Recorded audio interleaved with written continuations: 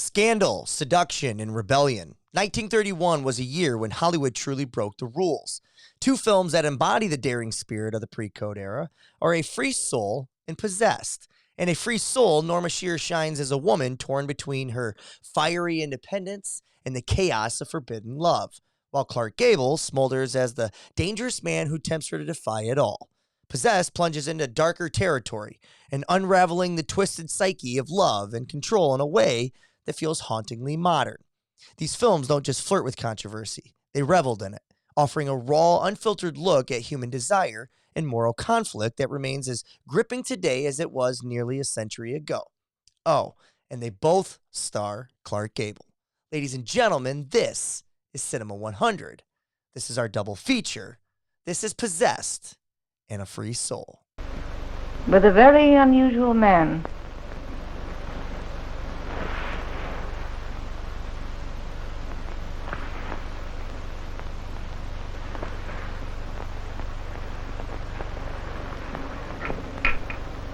That'll be all, thank you. Something wrong with you. There's everything wrong with me. My clothes, my shoes, my hands, and the way I talk. But at least I know it. Oh, I don't mean that. Something's missing. I know. You want to learn how to laugh. What's there to laugh at? Well, a lot of people think I'm funny. I don't. I think you're nice. Let's get ready to rumble. Ladies and gentlemen, Norma, the queen of MGM Shearer, takes on Joan, the fierce flapper Crawford. That's right. It's a double feature Sunday with Will and myself. We have Clark Gable taking on himself. Will and I sat down to watch two romantic movies, A Free Soul and Possessed. Free Soul came out in June 2nd, 1931. Tagline reads, an alcoholic lawyer who successfully defended a notorious gambler on a murder charge objects when his free-spirited daughter, played by Norma Shearer, becomes romantically involved with him. We also watched Possessed, which release date was November 21st, 1931. Tagline reads, an ambitious factory girl meets a handsome, wealthy lawyer, but he's interested in her as a mistress, not a wife, played by Clark Gable. Will, right off the get, in my opinion, one movie was better than the other. I will go as far as to say I was surprised by what movie was better than the other. Oh, okay. And in my opinion, and just overall, your double feature viewing experience, you don't necessarily have to tell us, if there was a good movie, bad movie, what you thought, just what you felt. Oh, yeah. One of the worries I have today is these movies have a lot of similarities. So as we're talking about them, like I start going off on a tangent about one of the movies, but maybe it's actually, I'm talking about the wrong movie because there's so many similarities here. But overall, I thought it was pretty good. I didn't watch these back to back, right? So on Saturday night, I watched A Free Soul. And then today, in the evening, I watched Possessed. So there's a little bit of gap there. I think, it's funny. About halfway through one of the movies, I was like, I think this movie is definitely worse than the other. But by the time you get to the end, I thought they kind of end up somewhere in equal footing as far as like how I felt about them. So we're I think we're going to be on opposite sides of the fence here. I think I was in agreement with you until you said that, because in my eyes, the one movie clearly doesn't save itself, and the other one does get better as it goes. So I'd be curious as to see if we're on the same page yet or not. I think it's probably a good thing you didn't watch these back to back, because I did, Will, and it felt like you're right. There was moments where I'm sitting here trying to kind of decipher what movie's which, and even with Clark Gable being in both of them. I mean, this is directed by Clarence Brown. Both movies are. So there is this blurring, thing that takes place where you're like, oh, wait a minute. Is Clark Gable? I thought he was with Joan Crawford. Oh, wait, he's with Norma Shearer in this episode. I can't really remember. But it is funny, and it does go to speak to, their acting ability, especially someone like Clark Gable, where I think he's really likable in one movie. And then in the other movie, even when you're supposed to still be liking him, he's not coming off the same, right? And that's probably because later on in the movie, you clearly don't like him. But I just think it does go to some of the acting chops, even early on, but maybe it's not as he's not as master craftsman yet at his art, but like, you can see that there's these differences in the two movies already, just in the likability effect on Clark. What was your experience with Clark Gable? Because this was our first time seeing him. Yeah, I thought he was very good in the first movie, that in A Free Soul, because he's playing a character that's kind of slimy, kind of, a little, definitely down on his luck, came from a hard place and does hard things. And he made it so that you couldn't quite, you thought he was good, but there was something underneath of it that felt like he was a little snaky, right? And then Yeah. in Possessed, it's a little different. He's a much more charismatic guy. He's much nicer to the lead female. So it was cool to see that contrast, because he really was the biggest difference from movie to movie, for sure, because there was a lot of similarities with the female leads. Yeah, for sure. And the thing is that it's funny because you kind of have this idea of what you think Clark Gable is before you ever watch a Clark Gable film, right? You just, Gone with the Wind and things of that nature. You think of this, I always use the term presence, but like he does, like there's clearly a presence on screen with him. He has a status, a stature. He has, leading man look to him, right? And charming and personality and all of it just to my opinion, it just jumps off the screen, right? Where some of these other guys like an Eddie Kearns, from the Broadway Melody, doesn't quite have that. Eddie Kearns in the Broadway Melody feels like a little bit like Alan Manning, the guy that plays Al Manning in The Possessed.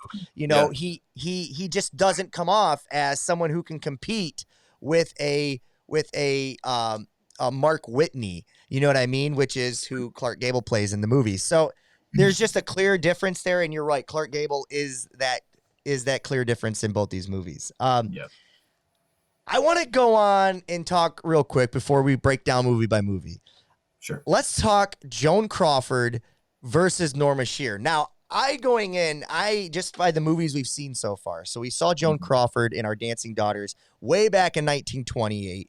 And we thought she was the best part of that movie, right?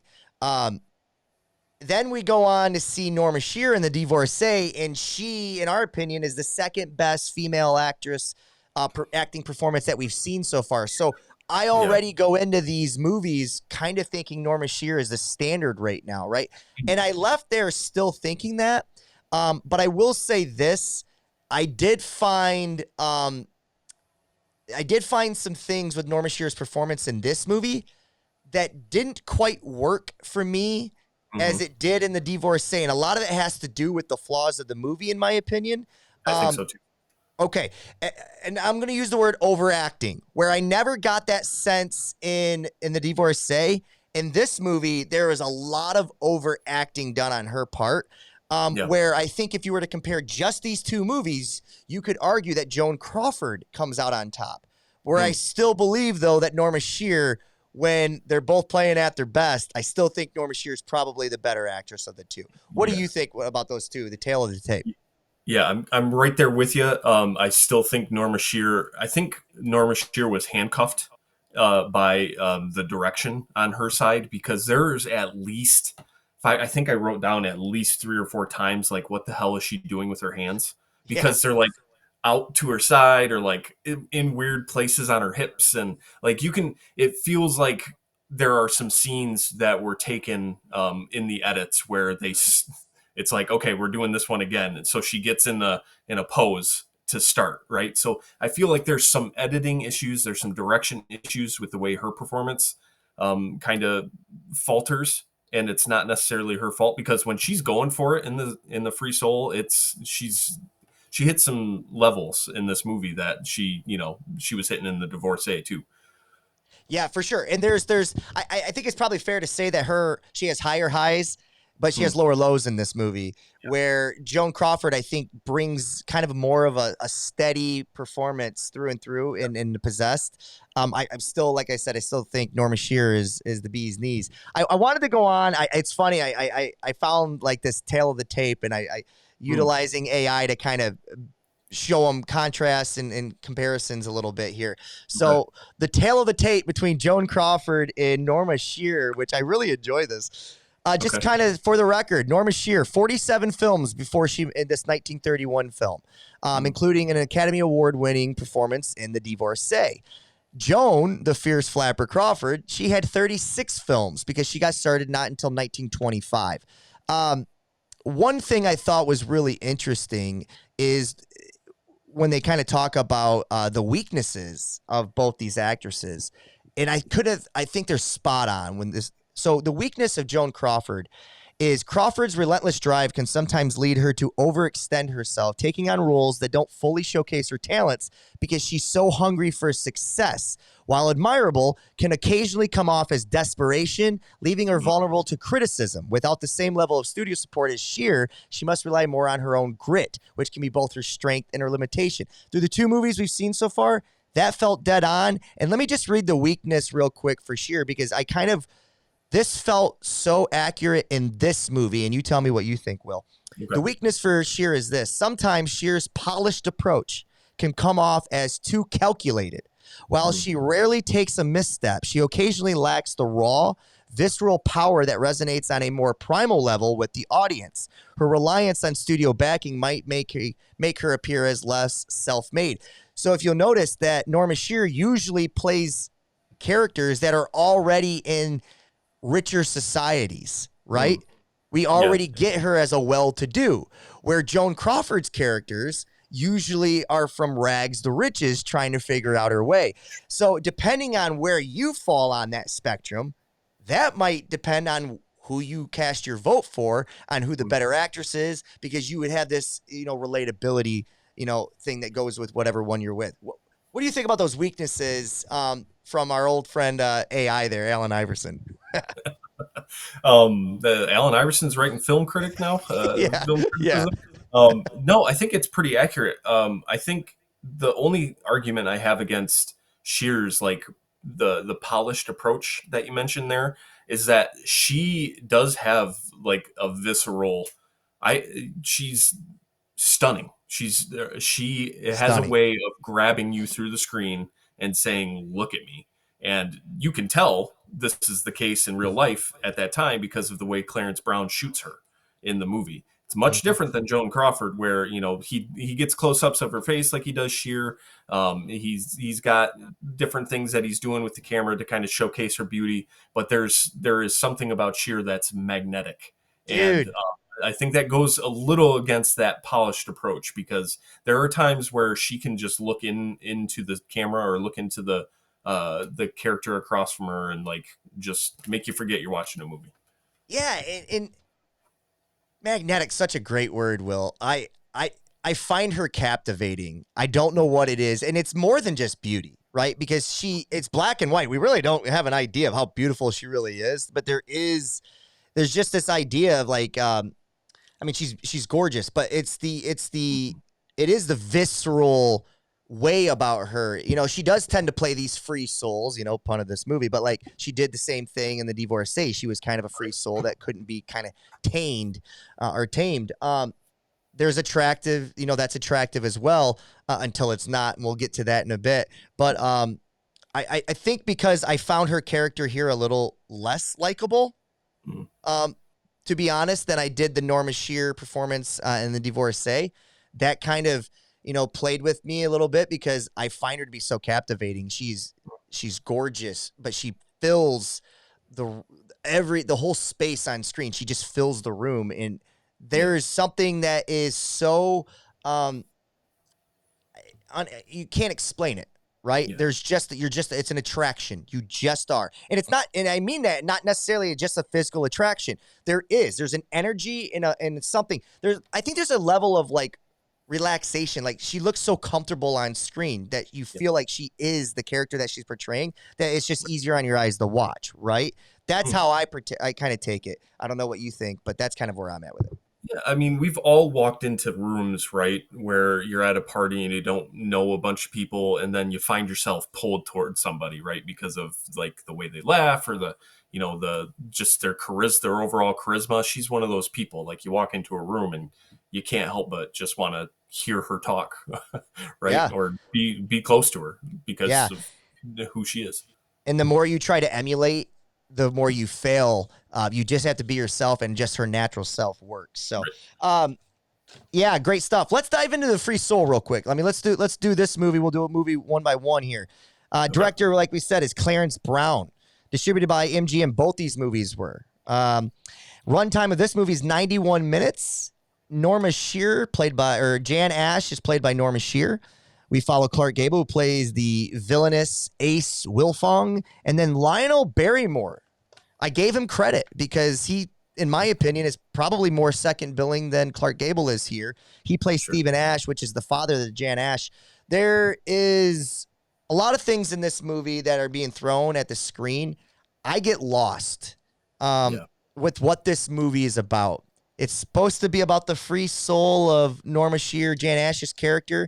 Feels a lot like a mother or a father-daughter movie to me, more than it does anything else. Even the rambling speech at the end, which is infamous, that's given by Lionel Barrymore's character as his final kind of testimony to plead the case of Dwight.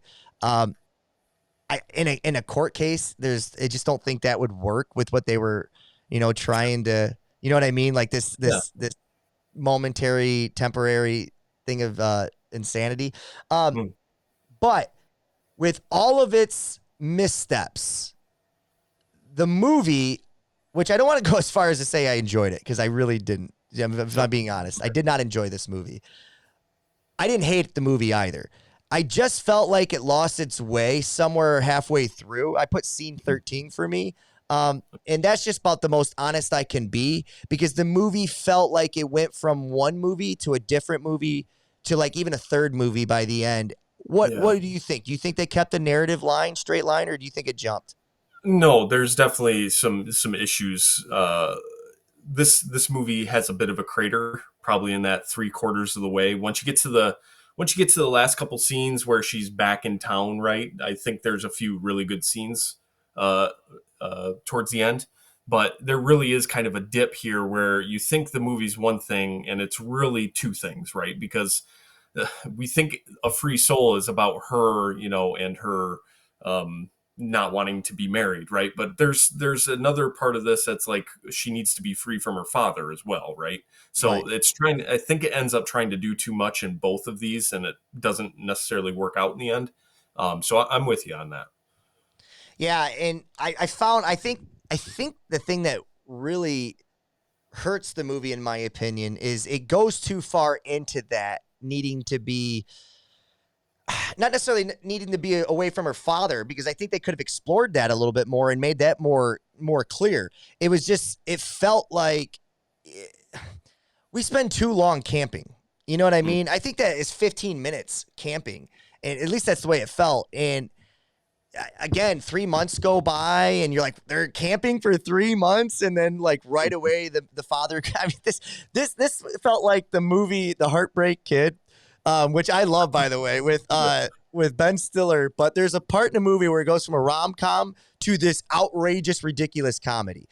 And to me, that worked. It elevated the comedy for me. But here it lost the drama here for me, because the father goes and gets a drink. Then all of a sudden he's swept up by this train somehow and he's taken away. And then it is what it is. And then that's where kind of the movie turns for me. Do you know the part in Heartbreak Kid I'm talking about, though, where he goes to Mexico, gets some jobs. He's got to sneak his way back in. And then he gets in the car with his dad and he starts speaking Spanish. Yeah. It's been a minute since I watched that one. We saw that in the theater together, I think. Yeah, we did. It just but like the movie just changes and it shifts. And when you do that, you take a risk. And in that case, it worked for me. In this case, it did not. I that's just where I'm at with it. With that being said, though, Lionel Barrymore, the gentleman that played Stephen Ash, he does win the Academy Award, Will, for Best Male Actor because of his speech at the end of this movie. You have thoughts on the speech before we kind of, we can stooge it off now. It's the final scene of the movie that ultimately leads to leads to Dwight becoming a free man. Do you have any thoughts on his speech?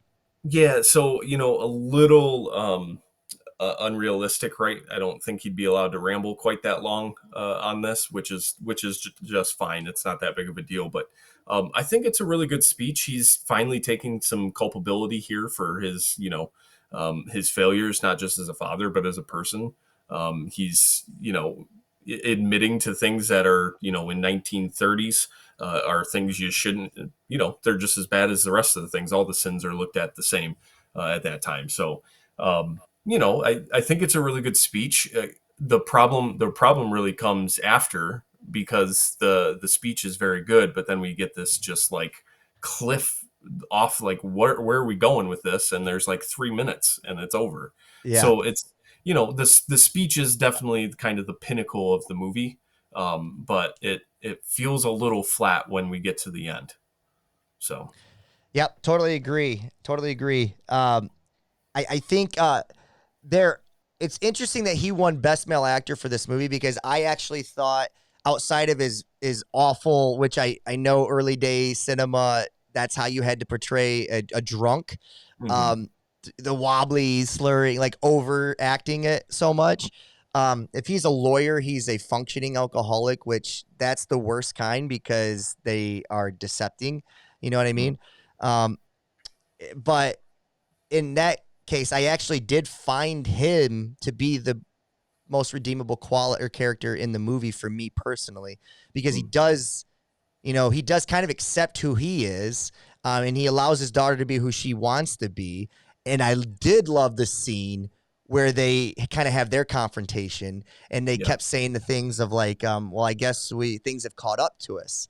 And that was such a great way of looking at that. And we'll break that down here soon, but let's get to some other anecdotes here. Free Soul became Barrymore's climactic courtroom monologue. We just talked about that. Clarence Brown, he holds the record for the most nominations for an Academy Award for Best Director without ever getting a win. Still to this day, Will, he has 6 nominations and never got a win. Interesting. I will have to go on record to say that I'll have to see the 6 movies that he was nominated for, because I don't believe either one of these were. And for that, I finally give the Academy Awards credit, because I don't believe either one of them, as far as Best Picture credit, you know what I mean, should be. Let's talk about this one. Talking pictures are by no means elevated by the presentation of a free soul. Nevertheless, it should be stated that Lionel Barrymore does all that is possible with his role. In fact, he is the only characterization that rings true. The other players being handicapped either through miscasting, the false conception of human psychology, or poorly written lines. Norma Shearer may be the star of this film, but Mr. Barrymore steals it with whatever honors there may be in whatever scenes he's in.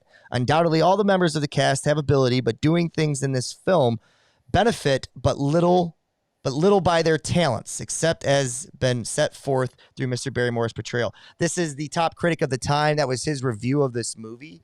Agree, disagree? Oh man, Basically, I think everybody's good at their craft. It just didn't mesh well with chemistry in this movie. I think that's right. Because I like the conceit, right? The free soul conceit. I like what they're trying to do with it. It just doesn't ever really mesh, right? It doesn't really ever. The puzzle pieces don't fit together that Clarence Brown is building with. And what's interesting is when we get to Possessed, his narrative is, I think he does it a lot better. Everything flows a little bit smoother when we get to that film. So watching them back to back kind of shows like he was missing something here that he couldn't quite figure out. Yeah, and I purposely watched A Free Soul second, because I just assumed that one was going to be better than the other. And maybe that was what led to maybe my disappointment a little bit. But let's talk about the plot. A Free Soul is a 1931 pre-code drama. We're getting to the end here. We've got about 2 years left, maybe 3, with this pre-code. And then characters like Norma Shearer, who's very promiscuous, very free-flowing. Hell, I think there's moments where you can see through like a tire in this movie. Like that stuff will go away for a while before it works its way back in film and in cinema, because of the pre-code and then after code dates. It's a pre-code drama film that tells the story of Jan Ash, the daughter of a prominent defense attorney, Stephen Ash. Stephen is a charming but reckless alcoholic, successfully defends notorious gangster Ace Wilfong in court. Jan, who is initially drawn to Ace's dangerous allure, becomes passionate affair with him, much to the dismay of her father and her steady, respectable fiance, Dwight Winthrop. As Jan becomes increasingly entangled with Ace, her father disapproves as it grows, leading to tensions between them. The situation spirals out of control when Jan realizes that Ace's influence is leading her down a destructive path. Stephen, recognizing the danger his daughter is in, tries to redeem himself and save her by confronting Ace. The confrontation escalates into a climactic courtroom drama where Stephen, despite his weakened state, delivers a powerful plea for Jan's freedom and a return to a more honorable life. Okay, let's dive into the movie. All right. There are about 20 scenes in this movie. And I'll let you decide whether things are important or not, but I got 17 of them are important, and let's roll if you're ready. Let's do it. San Francisco, opening scene. Jan Ash, her father Stephen, and Eddie, the worker, played by Mr. Gleason. Stephen and Jan discuss their distaste for every member of their family. It also seems that Stephen, the lawyer, has been drinking heavily again, as they've been stating. Right away, we get Norma Shearer, who I like my Norma Shearer in a good light, right? And when you, even for family members you don't like, you kind of want to talk about them in a better way, right? And not that they were necessarily awful, they just weren't great. How do you feel right away about Jan Ash and Stephen Ash? Again, I don't think this ruins anybody for me, but just the way she's being presented right away in this movie. How did you feel? Well, I mean, I think you have a bit of an optimistic view on how most people view their families. I think, some people are lucky and have families that they don't have to talk shit about, and then some people aren't. And the problem here is I don't think it's ever fleshed out enough, right? Yeah, that's what the real problem is. So if we maybe had a better idea about why the family is so bad, other than they don't like the guy being a drunk, it might work better, but it doesn't. Yeah, that's a fair thing to say. You're right. Maybe I do come from a place of privilege in that sense, where I do, I guess I overlooked that, and that might skew the way I view these films sometimes. Hell, it does. It's just part of who I am, right? So, important scene number 2: Ace Wilfong walks into the back room of a courthouse where Stephen and colleagues are preparing for his defense. Ace and Jan begin to flirt with one another. You want your daughter flirting with someone that you think is a mongrel right away? Like, here's the thing. We don't know that he's going to be innocent of this murder, which, by the way, all these cases are very flimsy at best. Sure. The hat thing. I saw someone on one of the reviews say that it's the first example of if the glove doesn't fit, you must acquit. I literally wrote down first OJ. Which is so true, dude. You think who was the guy? Cochran? Yeah. You think he was just a big Clarence Brown fan? Could have been. You never know. I mean, maybe just had a thing for lawyer movies going all the way back. Dude, that would have been dope. I'd like to hear about that. They begin to flirt. This is the first time you see Clark Gable. And for you, this is the first time you see Clark Gable in our journey. Just your thoughts as he walked into the room and you're like, oh my God, there he is. The first thing I thought was, and again, I saw him in Possessed, but the first thing I thought was, where the hell's your mustache? Gotcha. Yeah, I mean, definitely leading man, right? He's just got a presence about him. He's, the charisma is there. The way they're flirting right away, you can tell there's an attraction. Like you can see why he becomes Clark Gable, right? Even though this is still pretty early on in his career, you can see the foundations here. Yeah, you absolutely can. It jumps off the screen. I think another thing that goes in Norma's kind of her column of things is I do think that Joan Crawford and Clark Gable had good chemistry. I really do.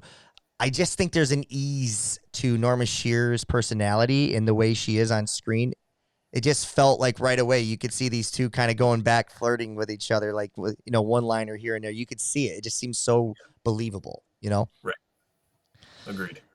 As Stephen is giving his opening statements about the hat being found next to the murdered man, the initials AW were found in the hat. He asked Ace to come next to him, where he puts the hat on his head and it barely fits. If it doesn't fit, you must have quit. We just had that joke, but it's something that was, it made me laugh out loud when I seen it, to be honest with you. Yeah.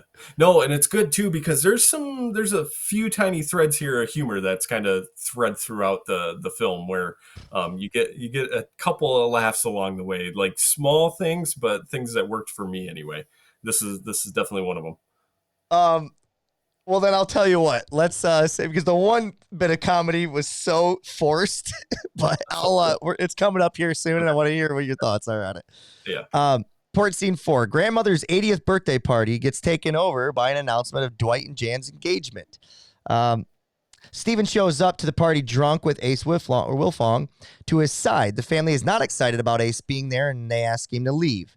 Jan, displeased with everyone's impoliteness, decides to go with him. I found everybody in this scene to I didn't hate them like I thought we were going to, right?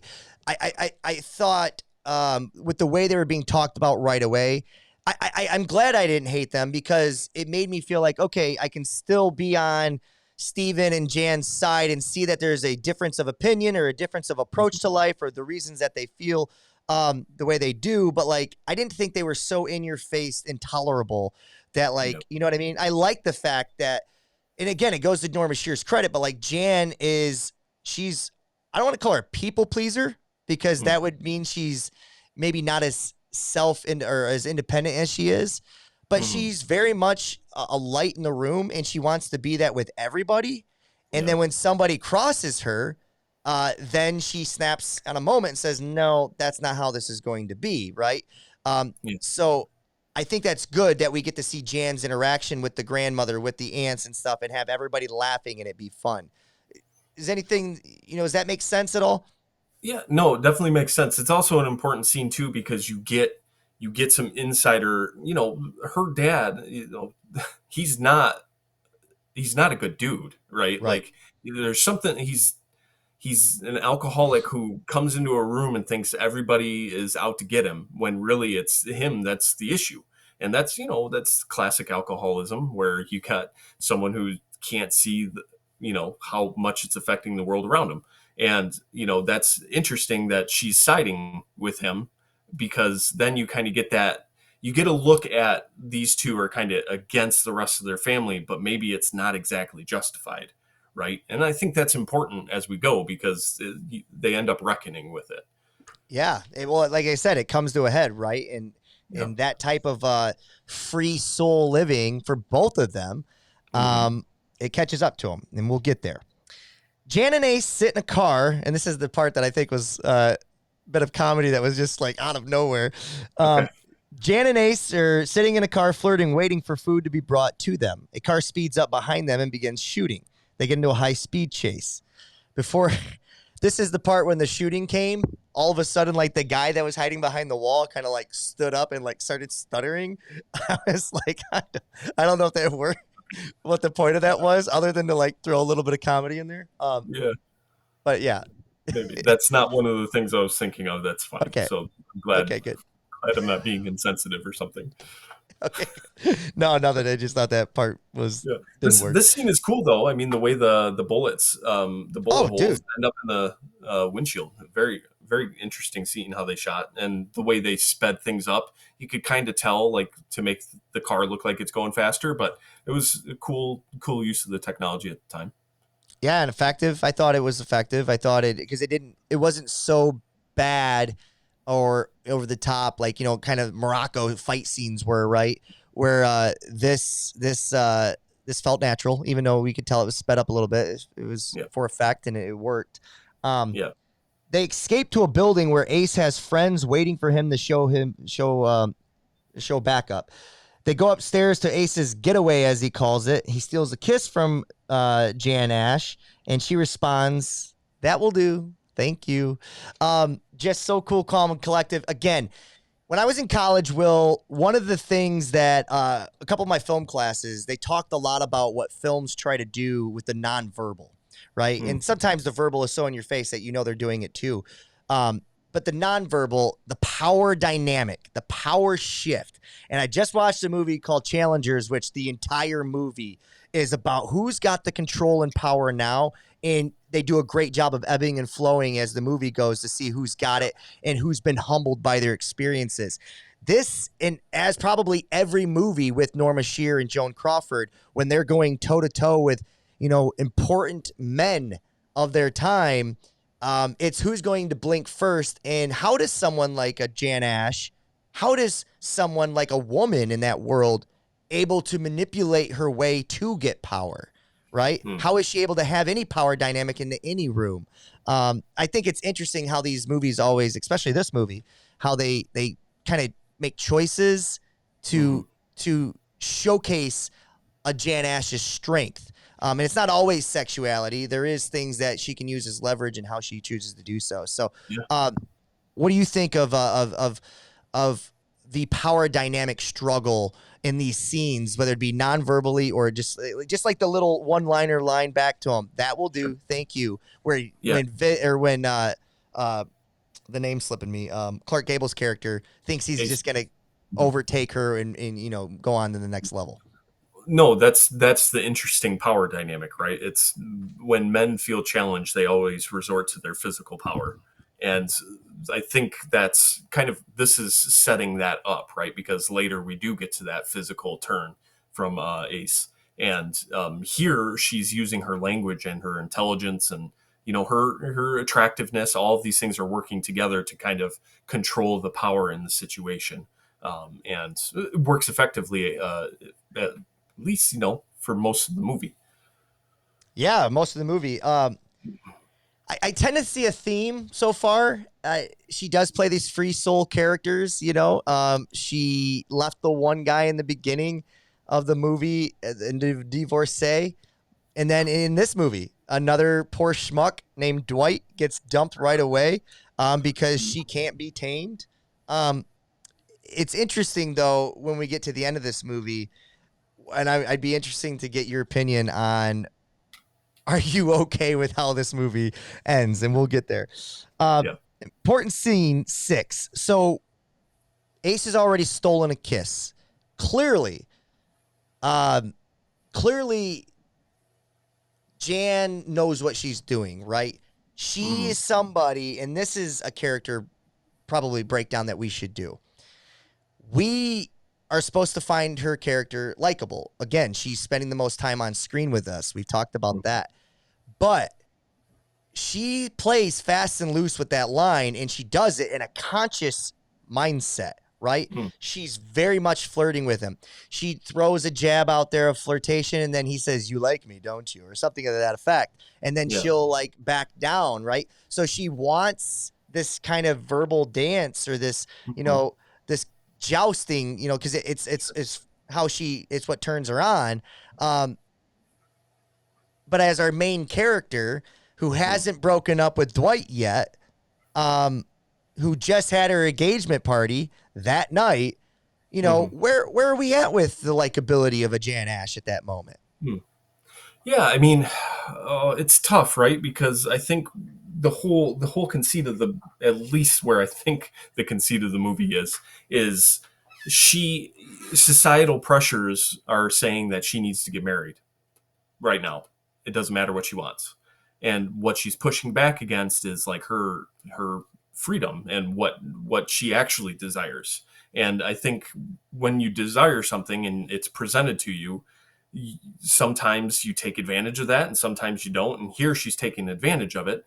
And, it's hard for us to watch because, we feel for Dwight, right? Because you don't want people, he's a good dude. You can tell by his interactions with her that he's a good person. So, she's hurting him by doing this. So does that mean she's bad? I don't know. Maybe a little bit, but yeah. I need to come up with some better words. I always try to pigeonhole them into these black and white things. I just think the reason I do that, though, Will, is because I tend to maybe not give enough credit to the mass audience, right? So I always look at the collective viewer as maybe being a little lesser than what we're trying to achieve, right? They're watching this movie through just like, I need an escape, or whatever the effect may be. Maybe not someone watching a 1931 film, but anybody watching a film, you get what I'm saying? So like, I tend to think the collective isn't analyzing it as much as we are. So I'm just trying to get to the core of what is their viewing experience with someone who's supposed to be our main character. And yet they're doing something that is, in other people's eyes, non-negotiable when it comes to relationships or things of that nature. So, I was just kind of trying to talk that out, but you're right. Like, she's human.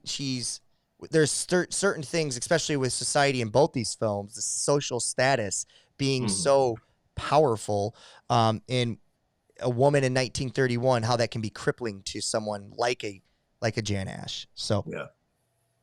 Important scene number 6. We finally get the important breakup scene so that we can get the redeeming quality back on Jan and get her into a good thing of light. Dwight and Jan ride horses on the beach. Jan tells Dwight that she doesn't want to get married, that she just doesn't want to settle down. Important scene number 7. Stephen shows up to Ace's illegal gambling hall. He asks Stephen for his blessing and asks Jan to marry him. Right here. Bam. Important scene number 7.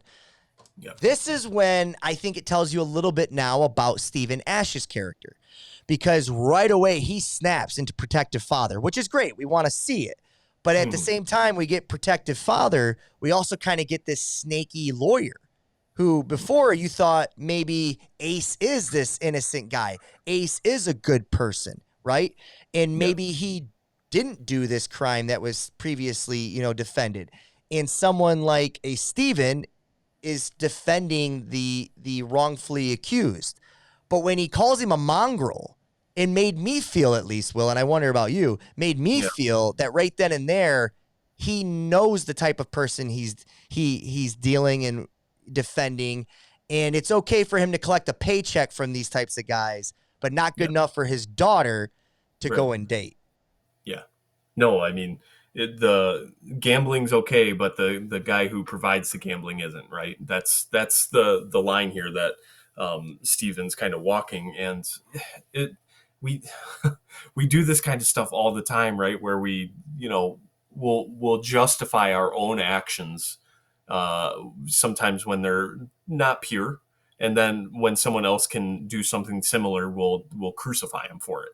And it just it's tough, because at the same time, like, you are talking about this guy's daughter, right? And does someone deserve to have be defended in court? Yes. Does that same person deserve to date this guy's daughter? I don't know, right? So there is some. I understand what's going on here, and I don't necessarily, I'm sympathetic to where Stephen's coming from, but I think we're really kind of bearing down on just how. Oh, I don't know. Stephen is just he's a good guy. He's a good father, or at least he tries to be, but he's not necessarily a good person. Yeah. To me, it's just it's the design flaw in human beings. It's inevitable hypocrisies that we clearly can draw a line and acknowledge, and yet it still exists, right? It's like knowing you're jealous of something and you shouldn't act in a certain manner, knowing what you're doing is wrong and still being outside yourself and doing it, right? Because you just can't live with the feeling of the way it makes you feel without knowing the information, right? So like things of that nature, it's inevitable hypocrisies that are human beings, and that's who we are. We are hypocrites. And that's a shitty thing to say, but it's an honest thing to say. And when you can be honest with each other, then I think you can have real conversations with one another. Sure. And I think that's what the characters Stephen Ash and Jan Ash have built their entire, relationship on, to a certain extent, because they don't overindulge in the information they give. They always kind of say, that's none of your business, cluck, cluck, or whatever. Maybe that was in the first film. I can't remember, but it's just the idea of like, mind your business, Dad. He doesn't get into my affairs. I don't get into hers. And that ultimately is the thing that comes up that catches up to them, because they don't know what's going on in each other's lives. So right. All right, we move on. Ace tells Jan he wants to marry her. But while doing so, he insults her father. And Jan turns upset by the line. They go back and forth for a bit, and then they share a kiss.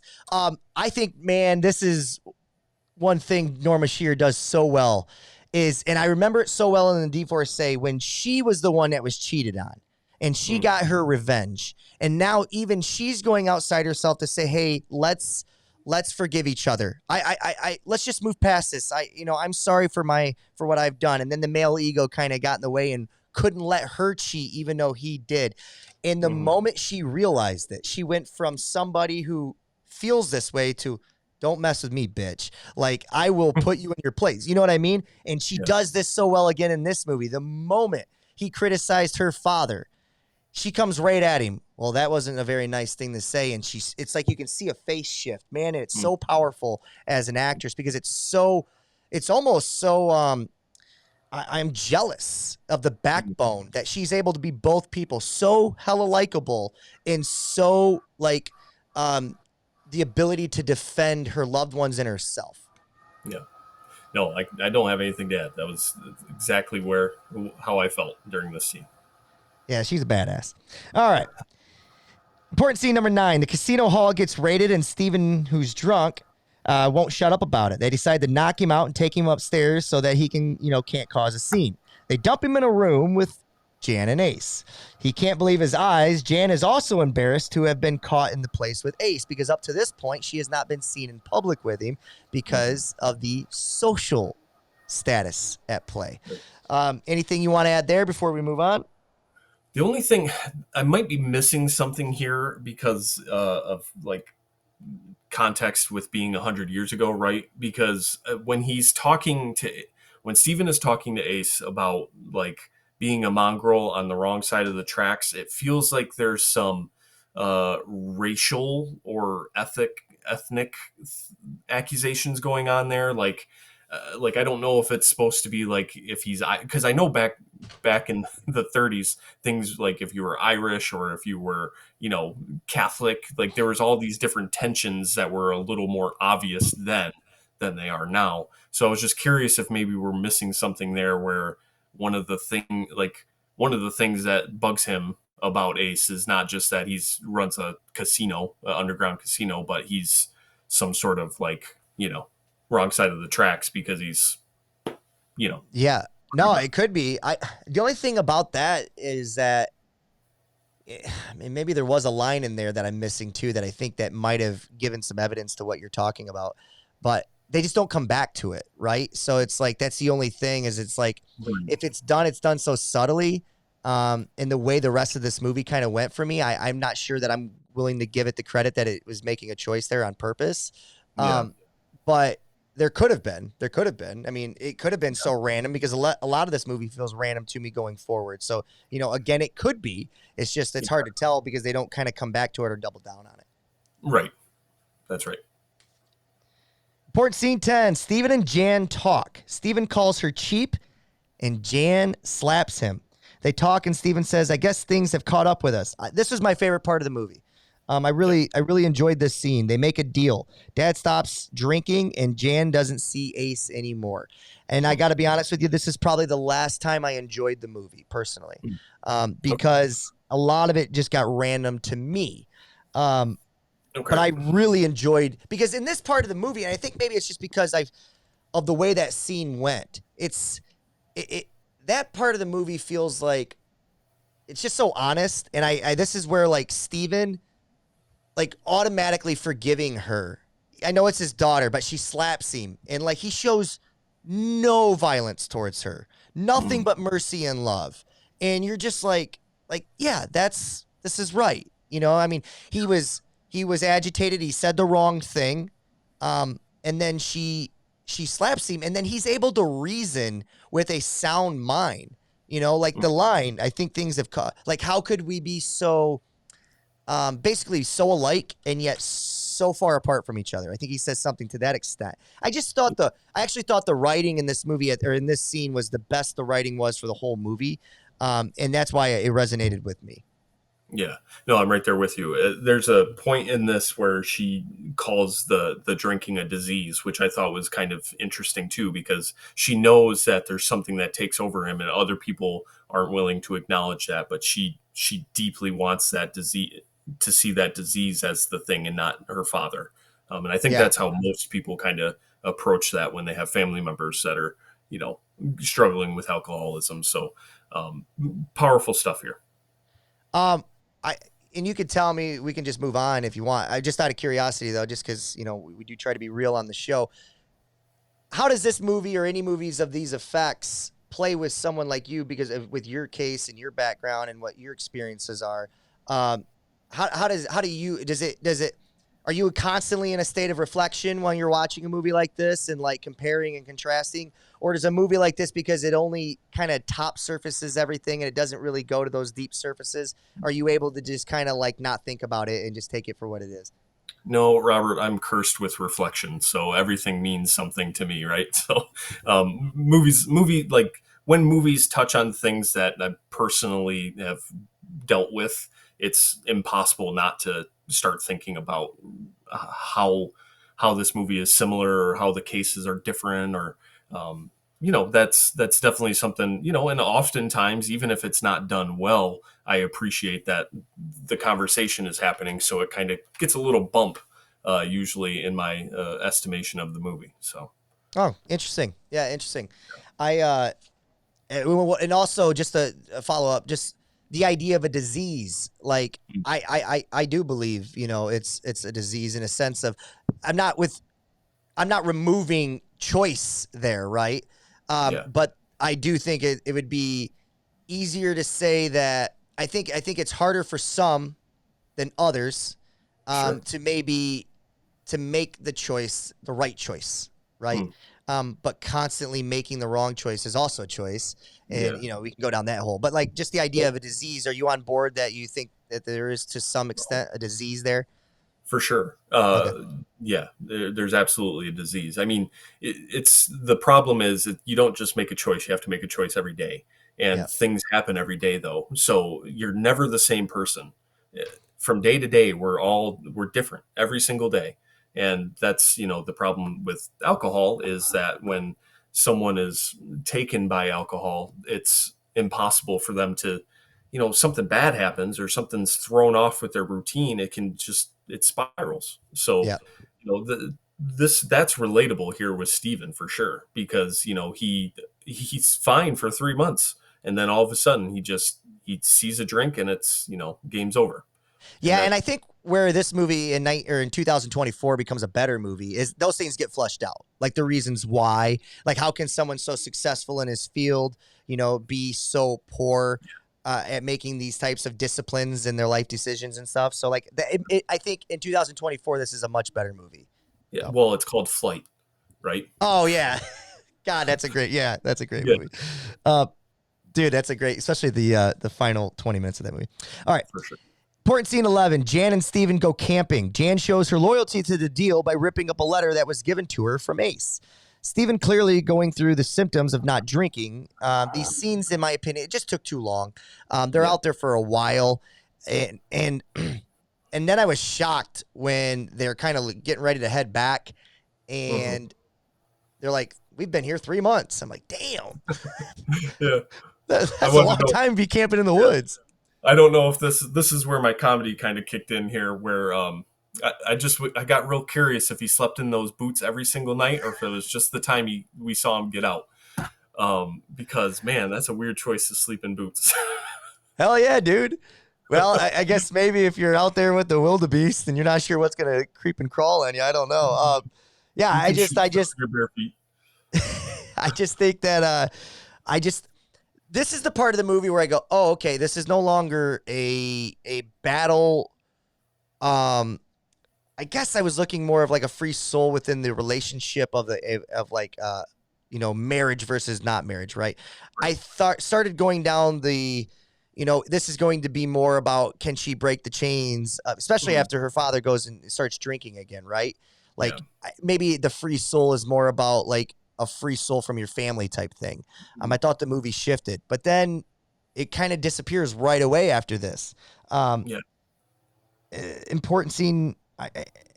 I don't even add it as an important scene, but it really was. As soon as it's the very next scene, they head back down to town after 3 months of camping, and Steven goes in and gets a drink first chance he gets, and then gets taken away by a train.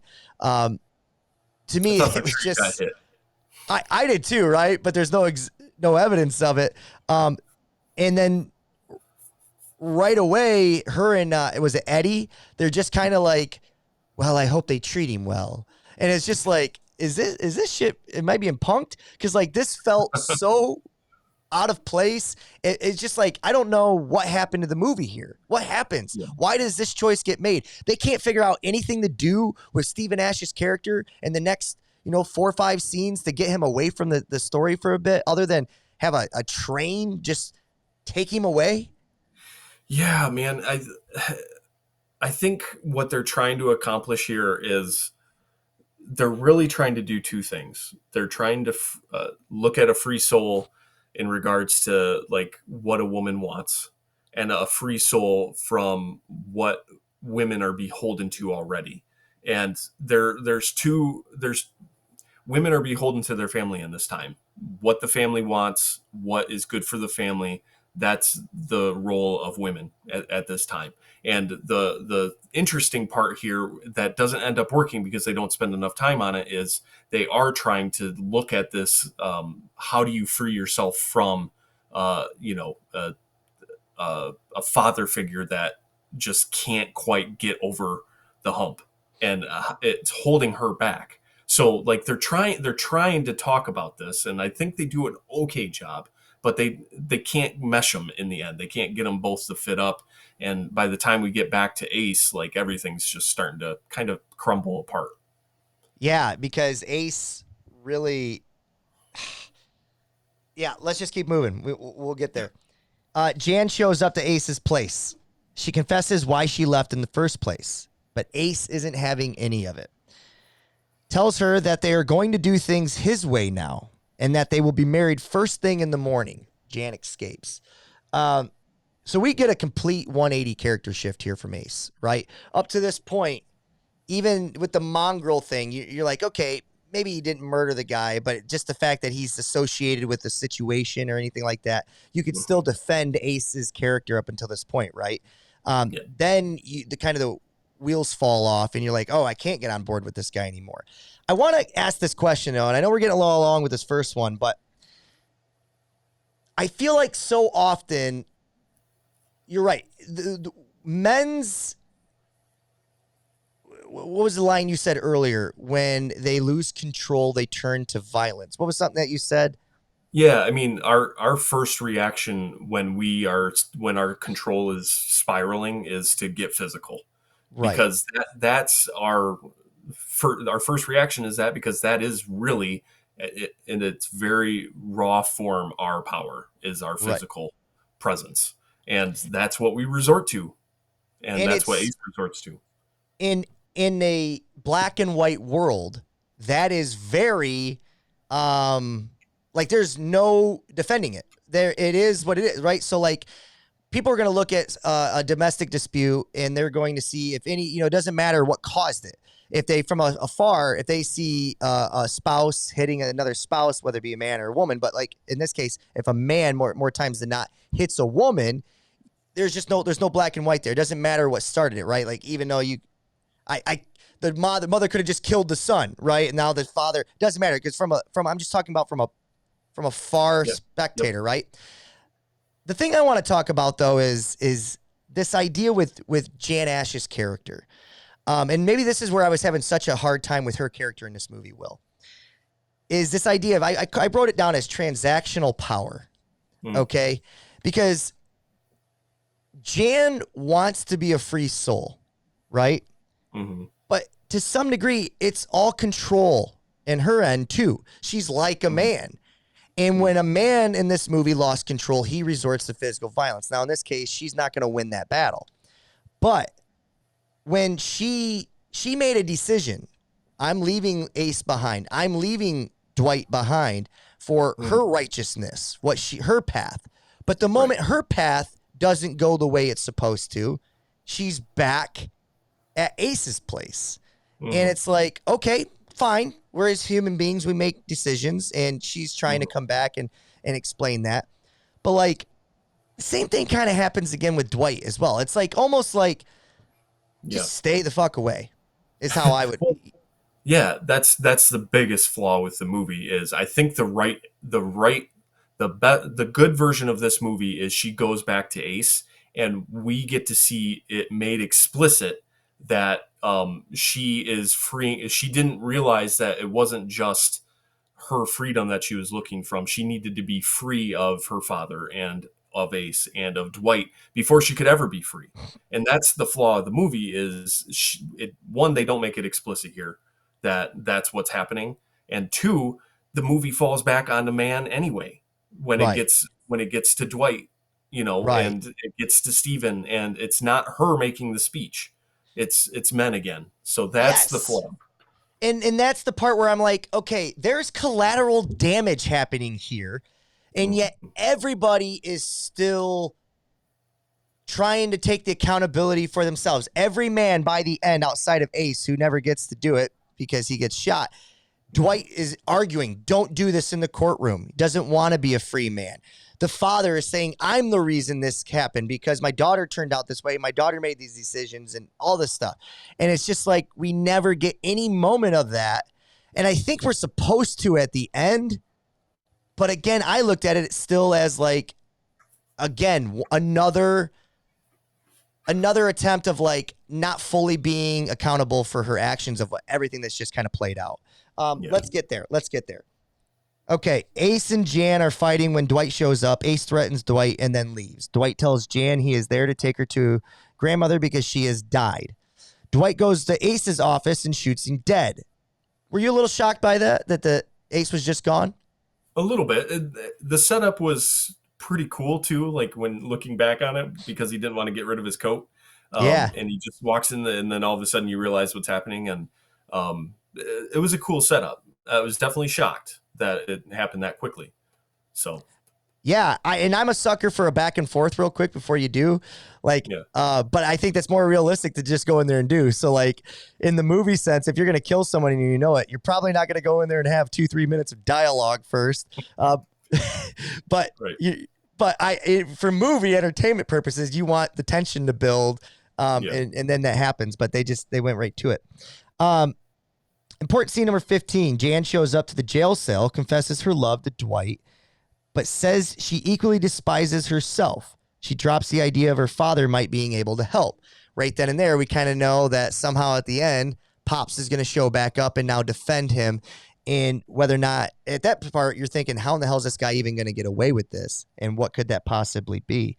Courtroom, important scene 16. Steven shows up and takes over defense of Dwight. He calls Jan Ash to the stand. He is claiming temporary insanity as Dwight's defense. He says Steven Ash is the one who is guilty. Final scene of the movie, Dwight gets away and wants to be with Jan. Jan still doesn't want to be with him and says that she's going to go to New York, and if he just follows her there, she'll give him everything he wants. But that's kind of the point, right? Is that once he gets there, she's just going to move the goalposts a little bit further down, and he's never going to get the thing that he wants. And that's where my issue was with the Norma Shearer character in this movie. But where are you at with the ending, and are you okay with it? I think at the end, I didn't really get the accountability that I wanted from her as I did with the other characters. And I also didn't feel like she learned the lesson by the end of the movie either. So that's kind of where I fell flat for me. Yeah. So, I do understand this, like, get out of the place where the bad things happened, because space and time and memory work in weird ways like that. So I totally understand that. But again, it still kind of falls back on this, like, the things are happening to her, right? And that's not freedom. Like, I think a real definition of freedom is like you're no longer reactionary and you are actionary. So I'm sympathetic to her taking the step to get out of the place, but it's still coming from this like reactionary, like we don't get to see it fully realized. So the ending here is just too short. Like, you need another 10 to 15 minutes of her, like, I don't know if it's in New York or if it's like fleshing out why she's leaving for New York, but we don't ever get enough in this movie. And I think that's why it's so frustrating, because you can see the pieces, but they don't do it. They don't execute. Yeah, I think we've had that conversation too about like story structure, and you could see where it would work if they just would have went, left instead of right. Let me ask you this: Does it make it too much of a romantic ending, Hollywood ending? Because I have no issues with her wanting to leave. It's just the idea of, isn't this the time she was all right, so we're led to believe that she was in love with Dwight at prior, and she was having a relationship with him. Now, Ace comes along and like shows her life can be exciting. And now she doesn't want to go back to a Dwight. And I'm not even saying that she should end up with Dwight. I'm just asking the question of, after everything that's happened, Dwight shot a guy for you, right? Do you think Dwight has earned himself, a cup of freaking coffee with you, whatever, before you go to New York, or like at the very least he gets to go to New York with you? Like, at least one more horse ride, Yeah. And maybe the movie's staying more true to itself by doing what it did. Would it be worse if it went that route? I don't know. Probably a little bit. I think the problem is not where the ending is. It's just that it doesn't expand on itself enough. There's not enough there to make it work. So it doesn't. Okay. You don't. When a movie ends like this, you don't know if it understands itself. And if the movie doesn't understand itself, I'm not going to be able to understand it, which is a problem. Okay. I'm wrapping my head around the ending a little bit more with what you're saying. To me, you're right. If we just get a little bit different explanation, a little more explanation from her, and then you still have your ending, it might make a little more sense to me, and I could swallow it a little easier. Let Norma Shearer let Norma Shearer have 5 minutes to talk. That's all we need here. And who wouldn't want to give Norma Shearer another 5 minutes on screen, Right. Exactly. Words from 1931 that don't quite match 2024. Ace looks at Jan and says, "Darling, I'm off my nut about you." Still makes sense to me. I just wanted to see if that was like the context that I thought it was, if it was taken in at the same time. No, I'm sure he's saying, sure what it means here is I'm crazy about you. But, there's some stuff here. There's some innuendo for sure. Was that in your vows? I was just curious. I can't remember. It's been a while. Maybe it was in Molly's. Possessed. Release date November 21st, 1931. Tagline: an ambitious factory girl meets a handsome, wealthy lawyer, but he's interested in her as a mistress, not a wife. I was a little taken back by this tagline. Only for the fact that I assumed he was married. Oh, yeah. Right? Yep. So I thought that she was always going to kind of be the other girl, and it was going to be her battle with that. Not necessarily the case. Right. Yep. Directed by Clarence Brown, distributed by Metro-Goldwyn-Mayer. Runtime 76 minutes. Starring Clark Gable as Mark Whitney and Joan Crawford this time as Marion Martin. This movie, I thought, could have been made in 1901. It was not. It didn't look good to me. I don't know where you felt with it, but like right away, I'm like, oh my God, this feels like 10, 15 years older. And I think there was another movie that we watched along the way that I kind of felt this way. Did you get that sense? This movie feel like it had the same quality of production? I think there was probably some quality issues here, but also like, I'm just wondering if it's because of the amount of time that's passed, and maybe it hasn't been like remastered in any way, because a lot of times you get on and you watch some of the older stuff, it'll still say like HD, right? Because it's been remastered in some sort of way, or the lighting has been worked on a little bit. Here, there were scenes where you couldn't see her face at all. It's over. The lights were on her face and you couldn't see her. So I don't know if that's what it looked like in 1931, but here it definitely hurt the quality of the film.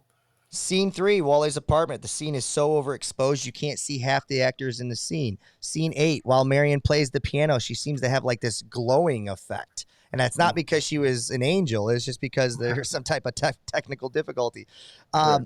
So yeah, I was I was kind of shocked by the production quality. Same director, same distribution company, same studio, big time actors, and yet one felt completely different than the other one. So production quality in my eyes, tail of the tape would go to A Free Soul. Things to note: Leonore Coffey. She wrote the script. She says she was assigned to write the film by Irving Thalberg. Okay. Irving Thalberg is a name to remember, Will, because Irving Thalberg is the one who wrote a lot of these movies for MGM. And it's the relationship that she has with Norma Shearer that allows Norma Shearer to, as I said in the very beginning of this podcast, she becomes the queen of MGM, where she gets kind of streamlined first look at all these scripts because of their relationship together. So she writes a lot of her characters with the idea of Norma playing the part of them. Okay. So interesting. Just something to keep in mind. Now in this case, Irving Thalberg, who instructed the writer to give Joan Crawford a new personality. So this movie becomes so crucial because up to this point, Joan Crawford has been kind of playing the flapper. It's this movie that changes her on-screen persona to less of a flapper and more of a kind of distinguished, more riches type of a personality. Yeah. It says, I gave Joan Crawford a whole new personality, said Coffey. It was a very successful picture. So basically, this is the thing, and this is the type of character now that Crawford plays going forward. She doesn't turn back and ever play the flapper. Now, granted, that whole 20s era is over, but this is the movie that, like, you see her graduate to the next level. Yeah. Yeah, no, there's some stuff here that she's doing, especially when we get to the end and start talking about that, where she's holding her own. She's not, she's right there with Norma Shearer, kind of punch for punch. Yeah, she is. And it was kind of nice to see that maturation process kind of, because you're seeing it in real time on screen as she's, from first scene to last scene, however it was shot, you're just seeing the improvement of her craft. So it was good to see. And I actually thought she was done, she did very well in Our Dancing Daughters, but like, again, with that, the faults of that movie maybe didn't showcase what she wanted, but I thought, playing that type of person and then coming on to have more of a backbone in a movie, that might be hard to do during that time. And she did it very flawlessly. So interesting note. I thought this was interesting because we get to the part of the movie where Mark's character is being asked to run for governor. And they're like, you can't marry Marion. Everybody's going to know that'd be a scandal in its own. The election will be over with right as it's getting started. They also said that he couldn't be with her at all either, that he was better off letting somebody else have her. It led me to ask this question, and I'm going to ask you, Will. This is a trivia time. How many U.S. presidents have there been that have not been in a relationship or married at the time that they went into election and actually into office? How many didn't have a wife? I'm going to say 2. 1. Do you know who it is? What's Tyler? Is it Tyler? Nope. James Buchanan is the only president in American history to be a lifelong bachelor. He's got those. He's the one with the awesome chops. Yeah, I think he is. Yeah. I just thought that was an interesting anecdote. I just thought that was fun to play with because it's funny, out of 45, 46 presidents, or, how many there actually have been, dual terms. But anyways, by the time Possessed was made, Clark Gable was rapidly becoming a leading man in Hollywood. His on-screen chemistry with Crawford was electric, and their pairing became so popular that they went on to make 8 films together. Wow. Okay. And we are going to watch all 8 of those on Cinema 100. No, I'm just joking. One thing I did not get to with Rotten Tomatoes on Free Soul was Rotten Tomatoes score was 58%, our lowest yet. Letterboxd was 3.3. And I got to be honest with you, I agree with Rotten Tomatoes a little bit more there than I do Letterboxd. Okay. This movie, Letterboxd score is 3.4. Rotten Tomatoes is 69%. I think these are both accurate. What do you think? Yeah, no, pretty close. I'm interested to I was looking at Letterboxd before we got on, and when last week we watched M, there's I think like 216,000 people have watched that movie on and logged in on Letterboxd. Here, Interesting. A Free Soul was only 2,500 and Possessed was 3,400. So much different viewing audience here, where you've got a huge drop in viewership. So that skews the numbers a little bit. I'd be curious if there was more viewership, if that would raise it or lower it. I'm not sure. Well, it's a good sample size, too. I mean, it's still, you still get a good sample size of what it might be, so I'm not sure it would move it too much. However, I will say this, and damn it, that's why I love this show, is that it is so lazy to just watch the best of the best of the best. Anybody can do the research and just draft M, but damn it, we drafted A Free Soul and Possessed, and we gave it our 2.5 hours of total time and attention here. That's right. I'm proud to be a part of that 2,500, Will. So good for us, buddy. Yep. Possessed, 1931, follows the story of Marion Martin, Joan Crawford, a determined young woman from a working-class background in a small industrial town. Dissatisfied with her mundane life and encouraged by her mother's unfulfilled dreams, Marion decides to move to the big city in pursuit of wealth and social status. Something that we need to keep an eye on. That social status really shows its head in this movie. There, she becomes involved with a powerful and wealthy lawyer, Mark Whitney, played by Clark Gable. Though their relationship is based on mutual ambition rather than love, Marion becomes increasingly entangled in the luxurious yet morally compromising world that Mark introduces to her. She struggles with the sacrifices she must make, and particularly in terms of her integrity and genuine emotions. As Marion rises in society, she faces the harsh realities of her choices, including the realization that a relationship with Mark cannot offer her the stability or respect she desires. I didn't dive in all the way with this transactional power, but I wanted to use it for both movies. Okay. What do you think about this nonverbal power dynamic that takes place in this movie? Mm-hmm. Men use women and justify it with money. So the thing in this case in 1931, the thing that makes them sleep at night, they feel better, is that, I'm using her for sex. I'm using her for, someone to be on my arm when I go to the nightclub. I'm using her for whatever. But there is a transaction there, and I'm justifying it by saying they're using me too so that they can get money out of it. Everybody knows their role in this relationship, right? Women use men and justify it with what? What is the thing that makes them sleep at night? Is it the fact that the men got sexuality out of it, right? Is it the fact that women feel like just their presence alone, maybe there is no sex, but like they gave them their time, and there's value in giving someone your time? Or is it value in helping a man carry some type of social status?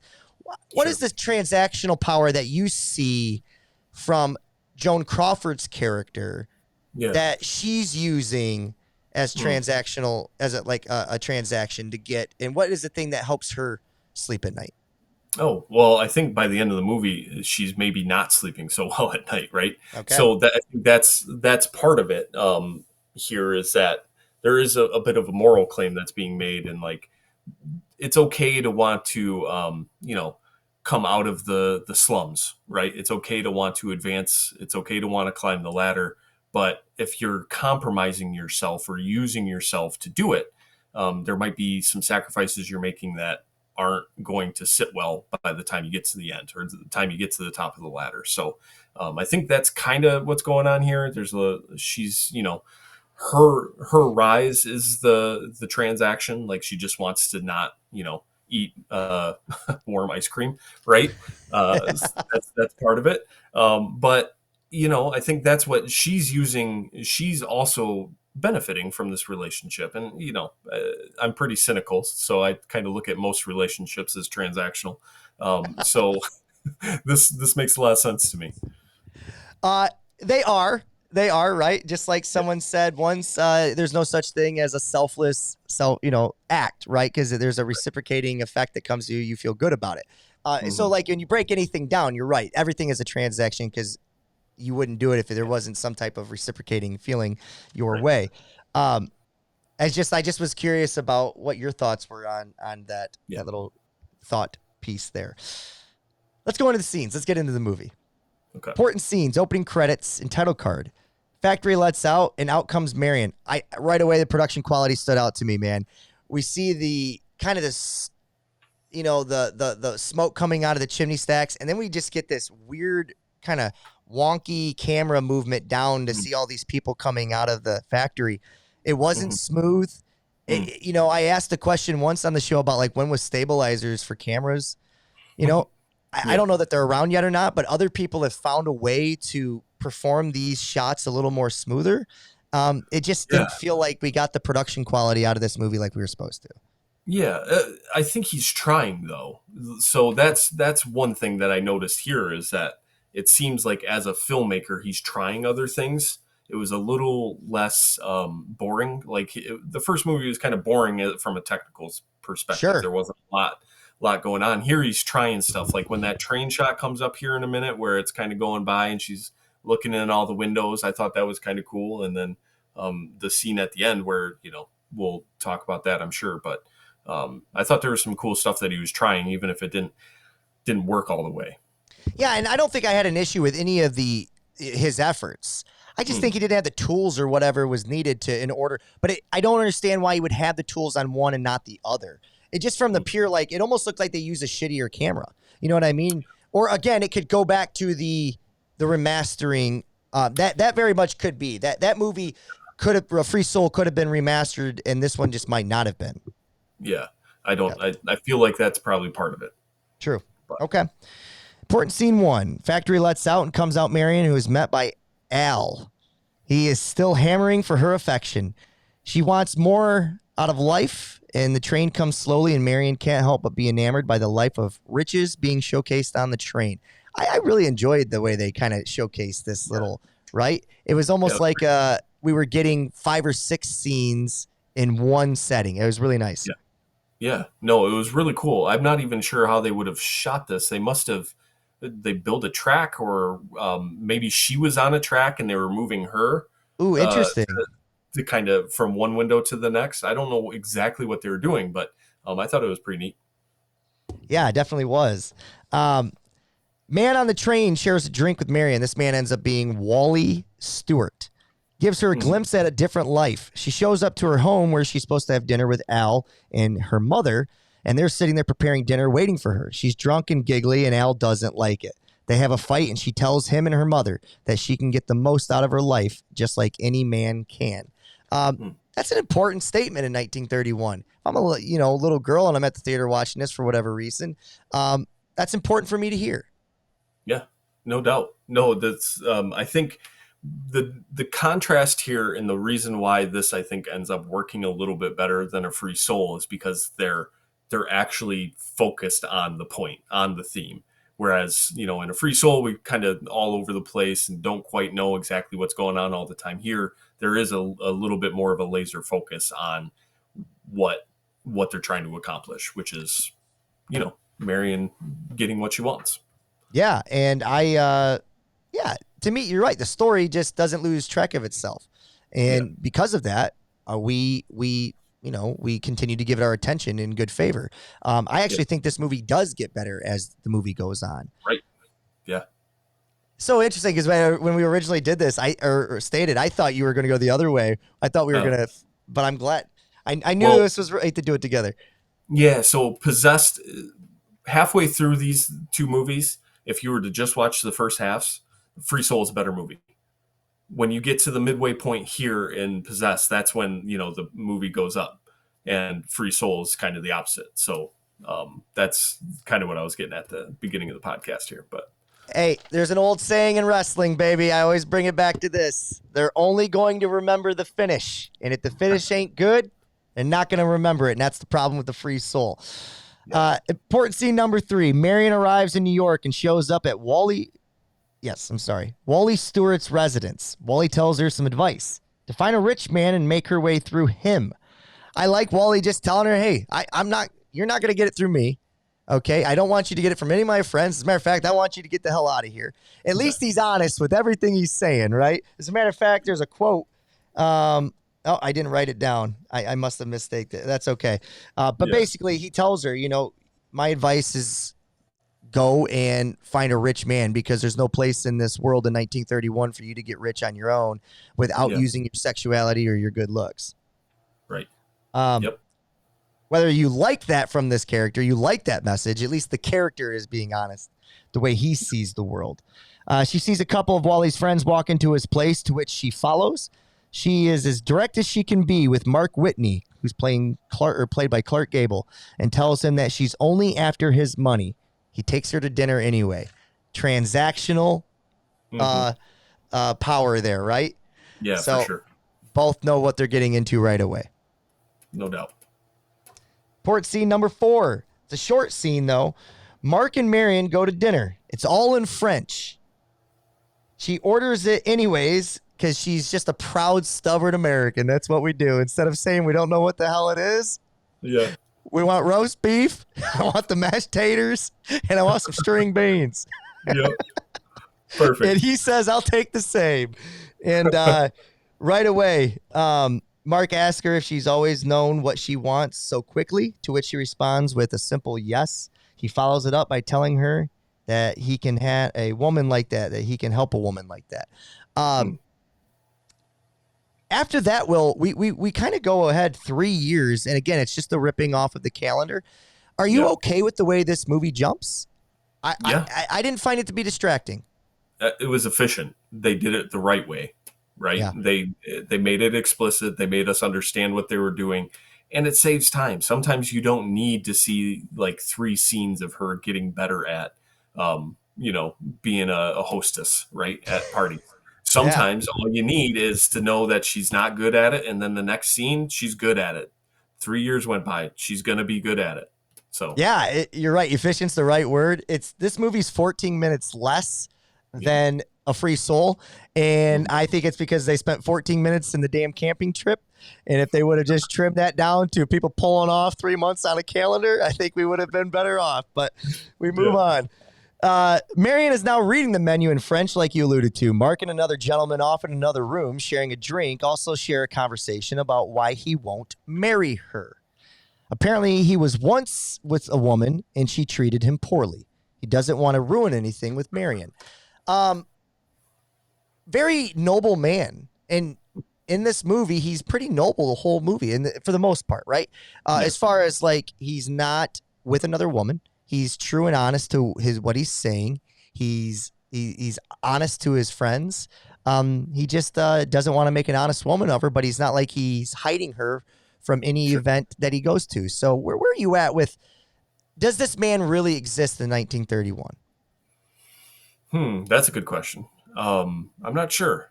It feels like there's potential for good people to exist in 1931. Right?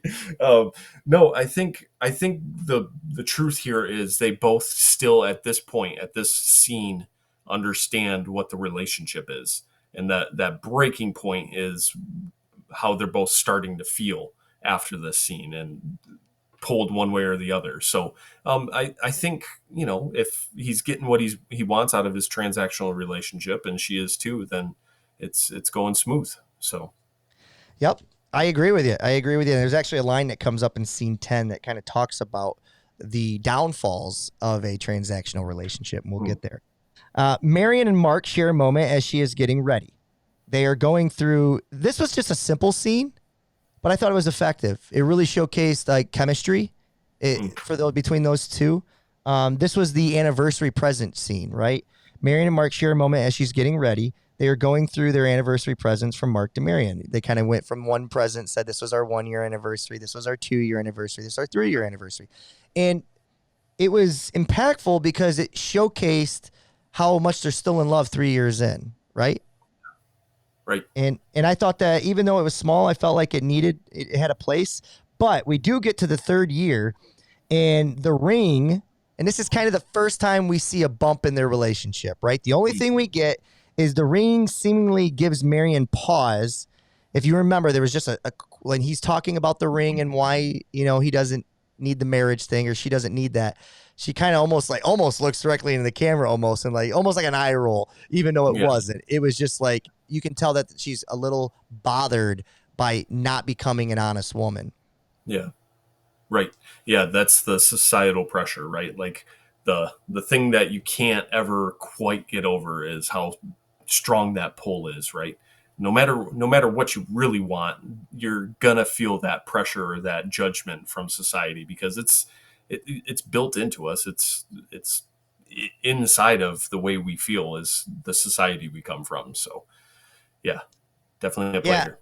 Yeah, and again, it's all that. It's the hypocrisies of who we are. I think it's funny. We want our government to stay out of our lives, but damn it, I'm creating nosy asses of Adrian, and I want to know everything you're doing, right? It's like, it's just, it is weird, though, that we kind of, we can't remove ourselves from our worst flaws. And even if we are, the best thing I ever heard is that if you are in pursuit of your own individual growth every day, then that will have a domino effect on everybody else. You don't need to, if you're like a couple and you need to go to couples therapy, really, there's some tricks there that can help you, but like, you really need to just be working on your own flaws, and she needs to be doing the same. And that will have a reciprocating effect within your relationship, for better or for worse, whether you stay together or not. But, yeah, I just thought that was interesting. You're right. Couple shows up late to a party because they spend an hour getting ready. As it gets going, Marion is singing songs in German and English, expressing her love to Mark. How did you feel about Joan Crawford's singing? It was better than Marlene Dietrich. Rocco. Yeah, so much better. So that was good. It was it was a little I don't know. It was a little cheesy, right? Like the singing in a couple different languages. I get what they were going for, but again, it didn't work perfectly for me, but wasn't too distracting, I guess. Damn it. I'm gonna take this side of cheesy. I hear this all the time, and I get it. I'm just for fun here. Why do people hate cheese in movies? I am somebody, I don't like an abundance of cheese, but I have a palate for some cheese symbolism. Like, for example, How I Met Your Mother, Ted is cheese. His whole character is cheese. I think if we all aspired to have a little more cheese in our life, we'd be better people. We'd be happier, at least be going for it. He's participating in life. Why do we poo-poo people like this or moments like this? Cheese is just another word for genuine, and people don't like it when you're genuine because it's real, and it can rub you, like you're a genuine person and I'm a genuine person. But when you see genuine in other people, you're the type of person that wants to you appreciate it. I always feel like there's something nefarious going on, right? So I think there's something here about like the cheesy that just rubs me the wrong way because it doesn't feel actually real, when a lot of times it can be. It's just I think it rubs against me because I tend to the other side of that, where I don't think that there is. I think it's nefarious. So is it fair to say that, like, because I know you said that cheese is genuine, it almost feels though that like you look at it sometimes as if they're not being genuine, as if they're forcing something that's outside of their character in order to kind of manipulate a response or something of that nature, right? But to me, that might be true too. That could very well be true. But again, if it's like an effort or attempt to bring a smile or make somebody feel more valuable or whatever, usually it's done so for a positive outcome rather than a negative outcome. Yeah. Like, I'm going to kill you dead and you're going to die. Like, you know what I mean? Yeah. I tend to think cheese, I get it. We don't want people to not be genuine. We don't want people to go too much with it because then it does become nefarious. You're right. Mm-hmm. But in the case of Ted, his whole character works because we believe in his big gestures, because we believe that to his core is who he is. Right. Yeah. And I think that maybe scratch the second part of what I was saying and get back to the first part where, like, I do think there's something about when people are genuine, it feels weird to experience that person being genuine, because it's so fleeting for people to actually say exactly what they feel or to act how they feel, that it can feel weird and we don't like it. Yeah. Yeah. And even as adults, we still are trying to make everybody fit in the same box, right? Mm-hmm. Yep. Sure. Interesting. As it gets going, Marion is singing songs in German and English, expressing her love to Mark. After hearing news that Horace and his wife are coming to the party, Marion goes into her room and dresses more elegantly after fearing Horace's wife will not like her. This was an interesting scene because Horace shows up in the next scene with someone that's not his wife, with Vernice Laverne. Mark asks why he brought this trash to the party, but not his wife. Interesting. Is she trash because she knows that he has a wife and she's transactional? And you know what I mean? Yeah. Or is he looking at her as less than because of attire and things of that nature? What was your read on that? Is it simply because he reads that she's aware of the situation? Yeah. No, I think that's what it is. There's something. It's not a. He has a wife, right? And Mark does not. So there's something different there between his relationship with Marion and Horace's relationship with Vernice. So I think what he's doing there, he's kind of bearing down on Horace's character, where you have a wife, so what are you doing here? And this person clearly knows that this guy is married, so he's making some moral claims here. Yeah, I just wanted to look at it through the scope of Mark's character, because for the most part of this movie, he is kind of the moral compass. He does a really good job of holding everybody accountable. I was just curious if there was a slippage there, if we could have looked at it that way, if because maybe Vernice doesn't know that he's married, that he thinks she's coming to but I actually, you're right. As that scene plays out, she's aware. Well, even then, she could just be using him for his money. We don't really get a sense that she knows that he's married, right? So I guess I was just wondering if Mark kind of went outside of character there. But I'm really going too down into the rabbit hole. Well, yeah, I mean, Mark's okay with transactional relationships, but they have to be 1-to-1. They can't be 2-to-1. So I think that's the problem. No, I like that. 1-to-1. Mark and Marion discuss how awful. I'm sorry, Horace. Here we go. Mark asks why he brought this trash to the party, but not his wife. Horace responds with, "You got yours, and I've got mine." And this is the first time in this movie. This is where I kind of peaked my ears up. I'm like, okay, you've got my attention now, because now we're getting a little friction, right? Yeah. And the friction is telling us that now it's not just positives to not be married. It's not just positives in this social status to be looked at this way. You're getting hit with the first real kind of pushback. And Horace goes on to say, in which, he says his line and then Marion overhears it, and she's starting to realizing now the negatives to choosing a life of stability and riches. I thought they did a really good job of not just making the claim, but showing us evidence of how it would hurt you in your life. Right. Yeah, no, I'm on board. Important scene number 10. Marion and Mark discuss how awful he feels that she's hurt by what was said at the party. Mark tells Marion to find the brave girl that he liked from before.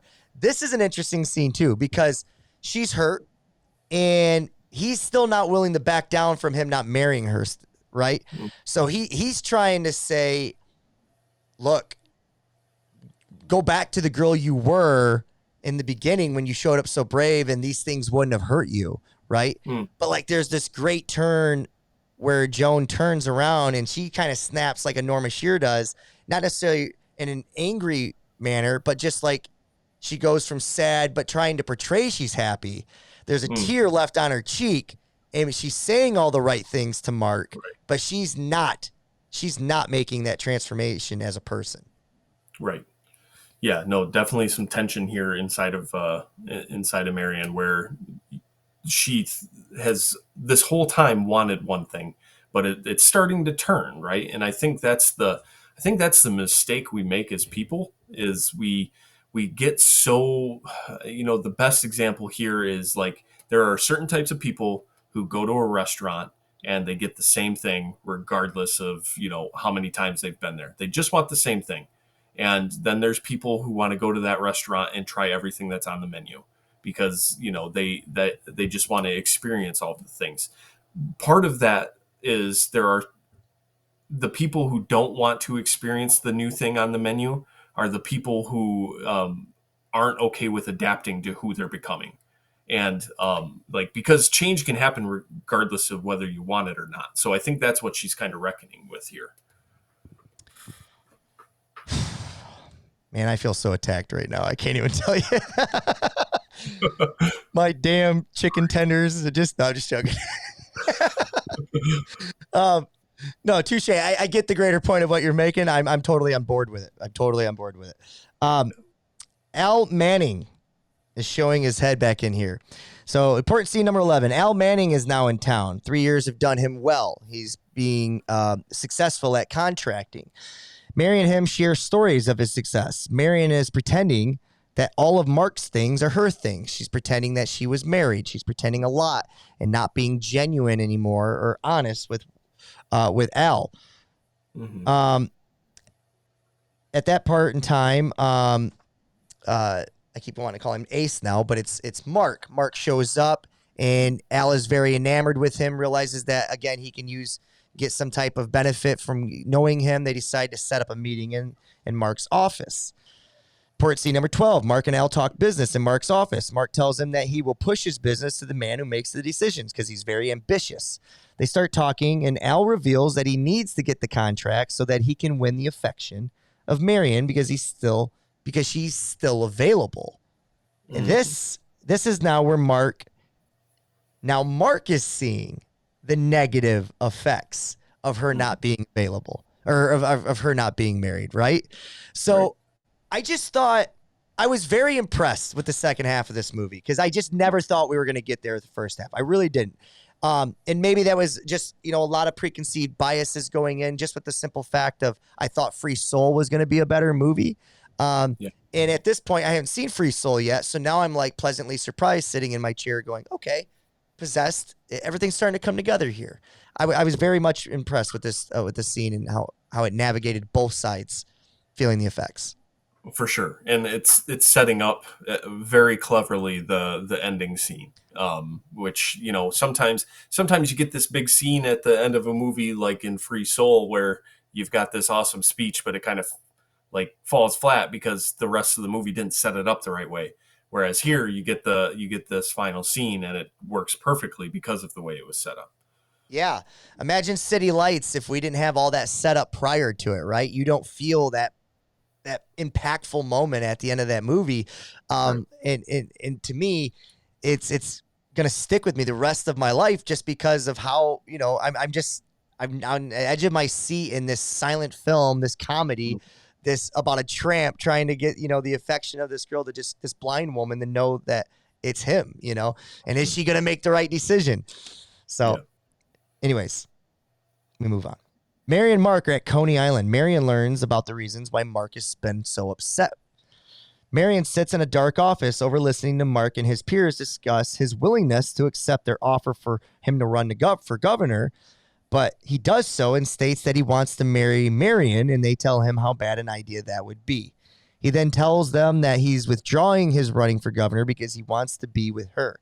Marion does not like that her choices and his love for her desires are now impacting his, professional life. So she's going to, do the hard thing, but in her eyes, what she believes to be the right thing by now, calling it off, so to speak, by getting the thing that she wants, but now calling it off. Right. This works. For sure. No, you can see sometimes when, movies like this, when they really understand, like they have a true understanding of what love looks like. It's not just like, it's not just romantic gestures. It's not just, the heat of the passion that you feel with the other person. It's making the hard decision for yourself in order to have the other person realize their goals. And I think the movie really kind of cemented itself as like, oh, okay, they know what they're doing now because of the way they're playing these last couple scenes off each other. Yeah, and this becomes like the end of Act 2, right? So now you're trying to figure out how does this whole thing going to kind of solve itself, which I genuinely wasn't sure. I knew I didn't want Al to win. I just kind of see him like a substitute teacher. I just wasn't rooting for the guy, but it is what it is. Mark asks Marion to marry him. She begins to cry, but not where he can see it. But then wipes her face and tells him that he's too late. She's going to marry Al Manning. They begin to fight about the reason she's telling him no. Marion, I am common, and so is Al. And that's the level I belong to, and that's the level I'm going back to. Mark slaps her and calls her a tramp. Now, where are we at with, is it 1931, men slap women? It's just the commonplace. Or is a 1931 audience saying, damn you, Mark, what is it, Whitney? I hope you don't get the girl in the end. Like, where is a 1931 society at large? Yeah, this works for that time, right? The question is, can it still work now? The answer is clearly no. But you can kind of see here, too, like he instantly regrets it. And there's, he knows he didn't do the right thing here. So it's kind of that the man losing control of the situation and resorting to physical violence and being ashamed of it because of not, of his actions. So I think, like, should he be forgiven? That's not up to me. That's up to Marion. So. Right. Yeah. And I think that last thing you just said is so crucial, right? Is should he be forgiven? But even then, there's in 2024 maybe more than there is in 1931 because these things weren't discussed in 1931. Women definitely probably weren't talking to other women about, Mark hit me last night. If anything, they were making excuses for it. And to some degree, that still exists.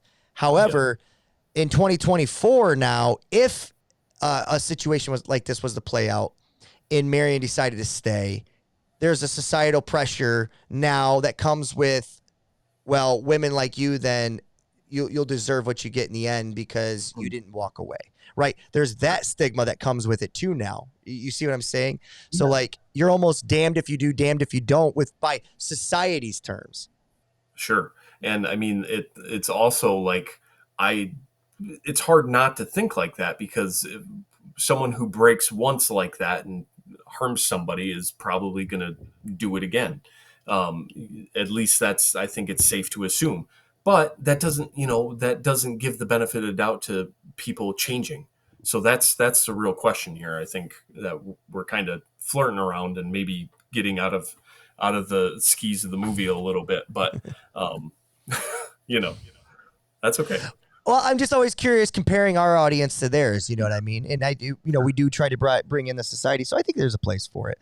All right. Marion comes clean with Al. Al begs Marion to make things right with Mark so that he can land the contract. Right away, Al turns back into who Al was in the kitchen when he wasn't getting his way. And then Al wasn't getting his way again, so he turns into that and then realizes that he needed something from her and quickly backs down again. So really, I think this is crucial that they showcased Al in this manner because it leaves the audience not wanting him to get any part of her, which is good because we needed her to kind of find her way back. Important scene 17, last scene of the movie. Whitney is getting ready to deliver a speech amongst the people. Whitney is delivering a speech amongst the people. Leaflets come down from the ceiling, causing a stir amongst the people. I actually thought the visual of this was really cool. This huge grand auditorium, these leaflets come flying down. I could see this like working today, like not necessarily the how the mob would have got angry from a question of who is Mrs. Moreland. Sure. I don't think they would have been like, who is Mrs. Moreland? What? Who is it? Like who would have tied that together? But Right. but it does lead to people asking who Mrs. Moreland is. And in attendance, Marion stands up and gives a speech, saving Mark from having to answer for himself. She says that Mark belongs to the people now. She then leaves the building in distress out into the rain. And moments later, Mark ends up right behind her, consoling her and is holding her and telling her that he can win with them or win with her or lose with her. He doesn't care what happens to him. He wants to be with her. She then cries into his arms and the movie ends. Yeah. Are you happy with the ending? For sure. Yeah. There's resolution. Like they make a decision, right? There's something they commit to them being together, win or lose, right? So even though it feels a little abrupt, it works because they actually they endorse the decision. Whereas, with a Free Soul, you've got this ending that just feels kind of, I don't know, ambiguous in a bad way, right? Like it's not making you think about anything. It's just ambiguous because they couldn't make up their mind. So here you actually get you get the resolution of the movie, which is, these two people love each other despite like all of their, notions about what love was when they first met. They grow into each other. So I thought that was pretty cool. Yeah, it is pretty cool. And sometimes I kind of lose sight of something too. Sorry, I kind of just had this thought back to our domestic conversation, but like, Sure. I just watched the Florida Project, and we discussed that a little bit off camera, I think. But the idea of like, as a viewer, I'm supposed to accept or approve of every relationship I'm seeing, right? And sometimes you're just getting a snapshot of people who do exist in this world, and they made a movie about these characters that exist in this world. It's not about your approval, Robert. It's not about you saying that these people have to live up to your standard or whatever. It's saying that they have their flaws, they have their standards, they have their, whatever, and they exist, and we're showing you.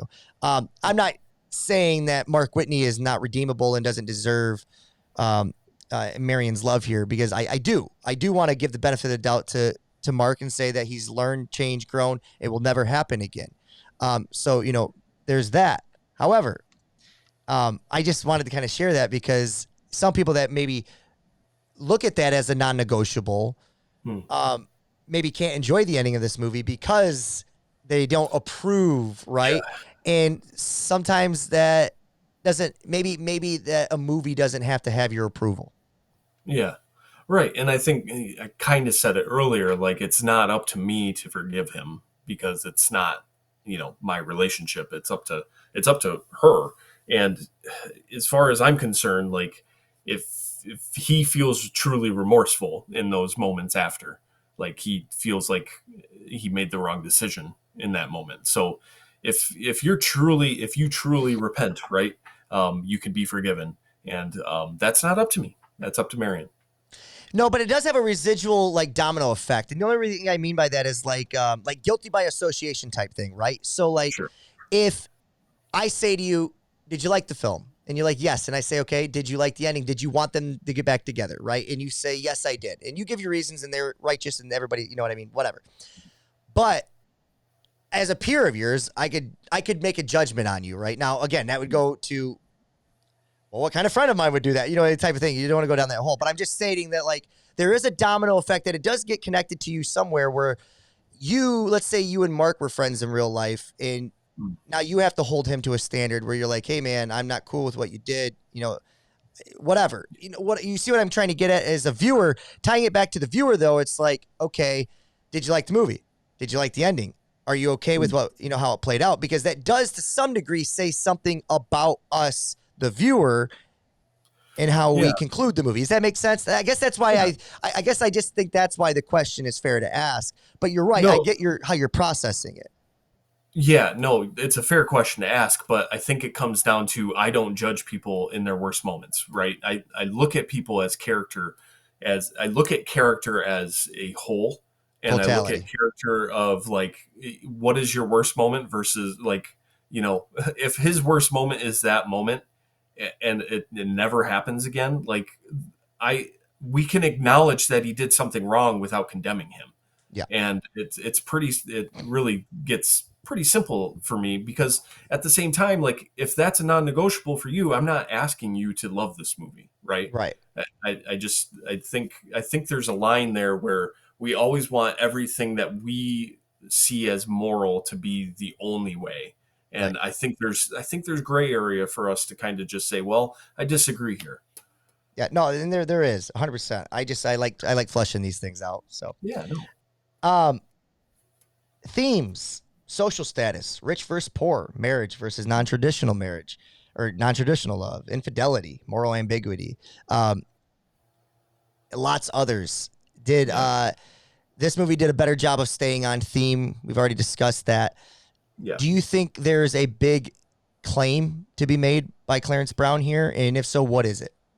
Yeah, that's a good question. I feel like there's a place where, that society, he's trying to say something about the pressures we feel from society influencing the way that we make our decisions. And I think that's incredibly true. But what he's trying to say also is that, we can poke at these things where we want to poke at them and find ourselves, find who we really want to be and who we really want to be with. And it doesn't have to be defined necessarily by society if we push hard enough against it. It's harder, but we can make it work. And I think this movie does a better job of kind of showing that. Totally agree, my friend. Totally agree. Last thing I'll say before we get to the wrap up here is I thought this movie, something stood out to me, and maybe it just the certain music that they chose.